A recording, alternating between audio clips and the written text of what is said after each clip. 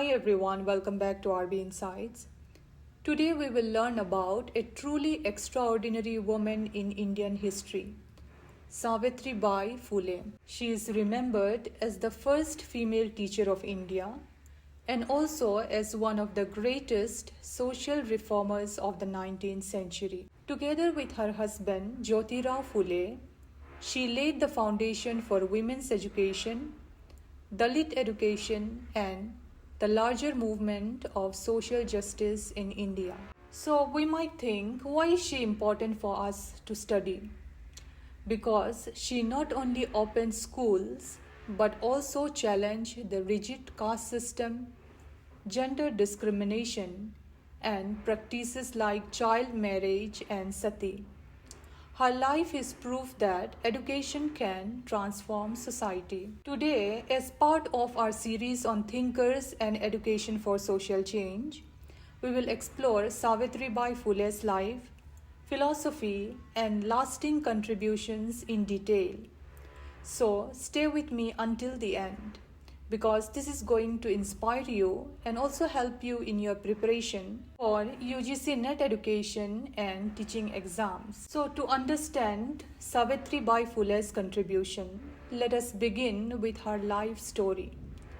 Savitribai was born on 3rd January 1831 in a small village called Naigaon in present-day Maharashtra. She belonged to the Mali community, which was considered a lower caste under the rigid caste system of that time.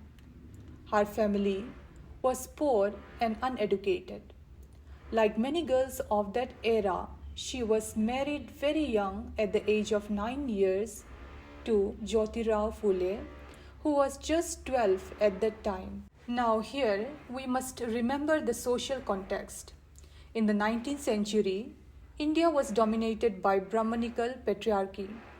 Girls were not allowed to study, widows were treated cruelly. Caste discrimination was at its peak. In such a world, the idea of a girl becoming educated was considered against religion and against tradition. But Savitribai, she was fortunate to have a supportive husband. Jyotirao, who himself was a visionary, recognized her intelligence and encouraged her to learn. With his guidance, she studied privately at home and later trained as a teacher at an institution run by a Christian missionary. Her journey was not easy. As she walked to school, orthodox men would abuse her, throw stones, mud, and even cow dung at her. Instead of giving up, she would carry an extra sari in her bag, change her clothes, and continue teaching. Just imagine her courage, facing humiliation every single day, yet never stepping back. So, when we study her life, we see not just a biography, but a story of resistance, courage, and determination.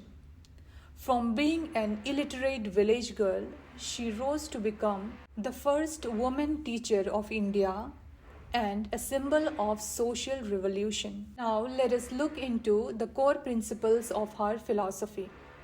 Savitribai Phule's philosophy of education was deeply connected to her vision of justice and equality.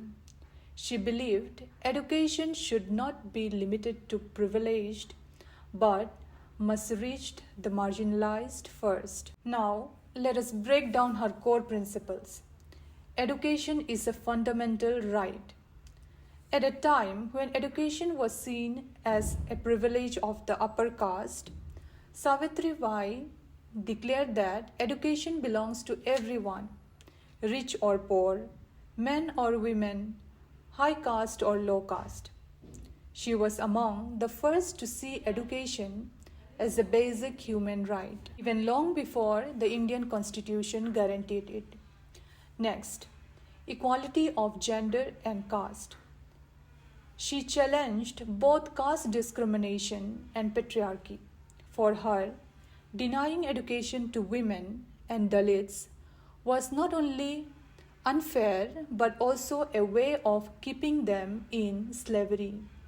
She believed that society cannot progress unless all groups, especially the oppressed, get equal access to learning. Now, coming to point number 3, education as liberation.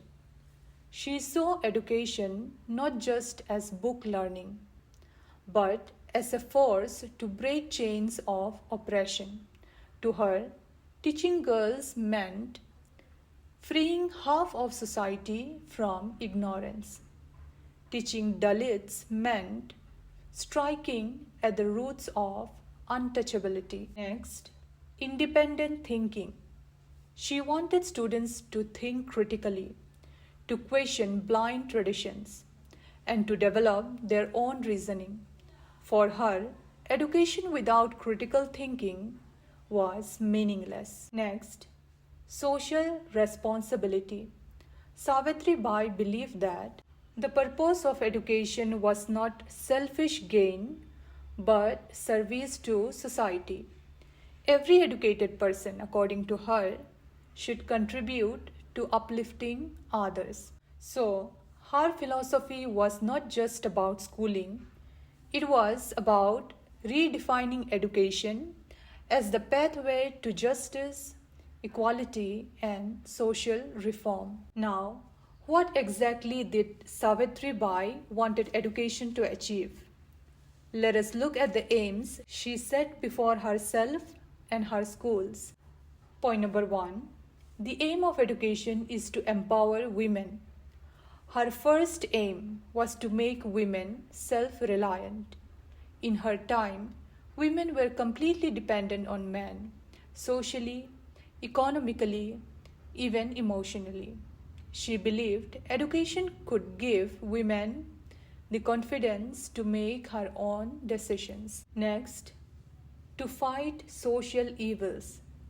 Education for her was a tool to challenge harmful customs like child marriage, ban on widow remarriage, caste discrimination, and the idea of women as inferior. She wanted students to grow up rejecting these practices. Next, to build equality. Her schools were open to all castes and communities. This was revolutionary. For the first time, children from different castes could sit together and learn. Her aim was to show that education unites people beyond caste and gender divisions. Next, to encourage critical thinking. She opposed blind faith and superstition. Instead, she wanted learners to question traditions, to ask, why do we follow this custom? And questions such as, does it bring justice or does it oppress? Next, the aim of education is to create social reformers.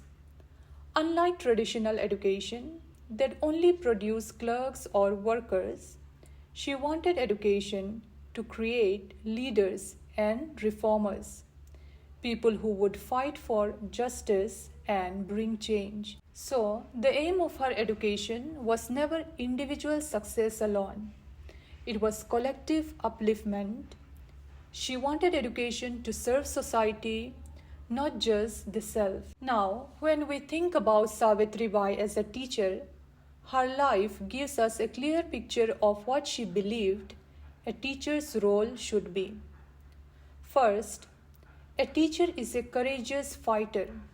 Savitribai taught at a time when society cursed her, abused her, and tried to stop her. But she kept going. She showed that a teacher is not just someone who teaches lessons, but someone who dares to challenge injustice. Second, a teacher must be a friend and guide. She did not just teach letters and numbers. She guided her students to question society, to believe in themselves, and to see their dignity. Third, she saw the teacher as a social reformer. For her, teaching was not limited to classrooms. She and Jyoti Rao also ran homes for widows, shelters for orphans, and support for abandoned women. This showed that for Savitribai, a teacher's role extended to improving society itself. Fourth, she believed that teachers must treat all students equally. In her schools, Dalit children, Brahmin children, boys and girls all sat together. This was a radical act at a time when society was divided by untouchability. She taught by example that a teacher must never discriminate. Finally, she emphasized that a teacher should inspire courage. When orthodox men threw mud and dung at her, she did not quit. Instead, her courage inspired her students. She proved that education is not just words but action. So, in Savitribai's philosophy, the teacher is not just an instructor but a leader, reformer, and role model of courage. Now, let us talk about her schools and teaching methods. In 1848, Savitribai and Jyoti Rao opened the first school for girls in Pune at Videwada. Think about this. At the time, when even talking about women's education was considered a sin, here was a woman actually running a girls' school. Her teaching methods were modern and progressive, even by today's standards.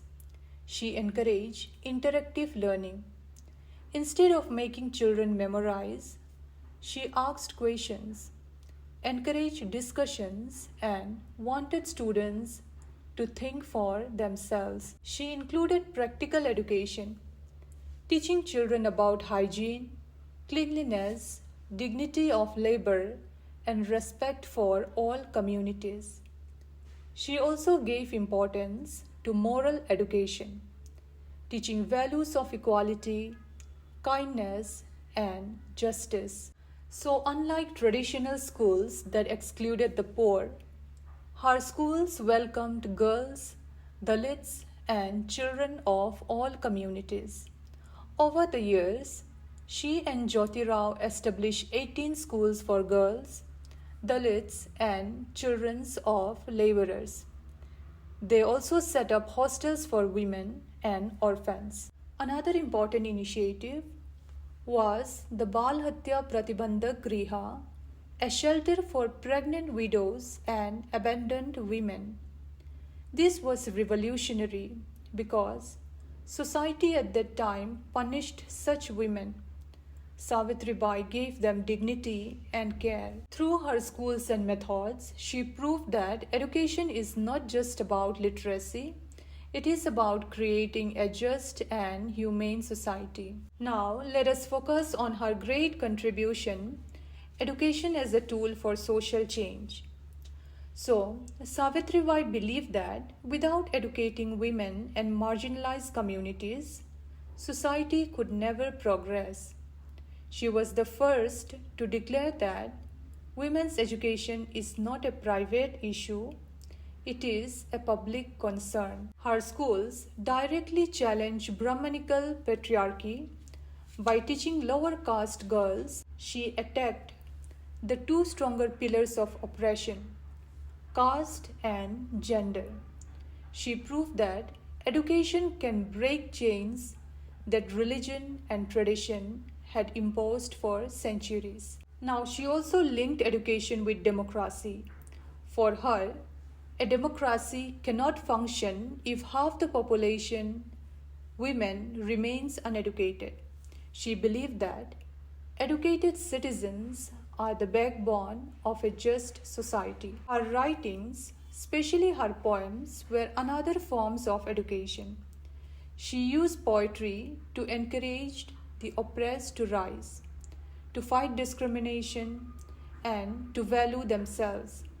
She wrote lines like, "Awake, arise and educate, smash traditions, liberate." This shows how education was for her not about jobs but about freedom. She also worked with Jyoti Rao to abolish untouchability, encourage widow remarriage, and promote intercaste marriage. All of this was connected to education because she knew only education could change the mindset of society. So, Savitribai's contribution was not just in founding schools, but in showing that education is the most powerful weapon for social revolution. Now, let me tell you, Savitribai Phule passed away on 10th March 1897 while serving plague victims. And even in her final days, she was still helping the people. This shows that her life was one of sacrifice and service. Her legacy is enormous. She is remembered as the mother of Indian feminism. Her birthday, 3rd January, is celebrated as Women's Education Day in India. Many universities, awards and institutions are named after her. She continued to inspire feminist movements, Dalit movements, and all struggles for equality. And her ideas are still relevant today. Even now, millions of girls are denied education. Caste discrimination still exists. Gender inequality continues. Her message tells us that we must continue the fight, that education must be used to create a justice of society, equality, and dignity for all. Her life is proof that even one determined teacher can transform a whole society. So, dear learners, as we conclude, let us remember that Savitribai Phule was not just India's first female teacher. She was a revolutionary reformer, a fearless fighter, and a pioneer of social justice through education. Her story tells us that true education is not about memorizing or degrees. It is about liberation, equality, and empowerment. So if you found this lecture inspiring, do like this video, subscribe to RB Insights, and share it with your friends who are preparing for exams and who simply want to learn about such important thinkers. Let us carry forward her vision, an India where education truly brings freedom, dignity, and equality for everyone. Thank you for your time, and I'll see you in the next class.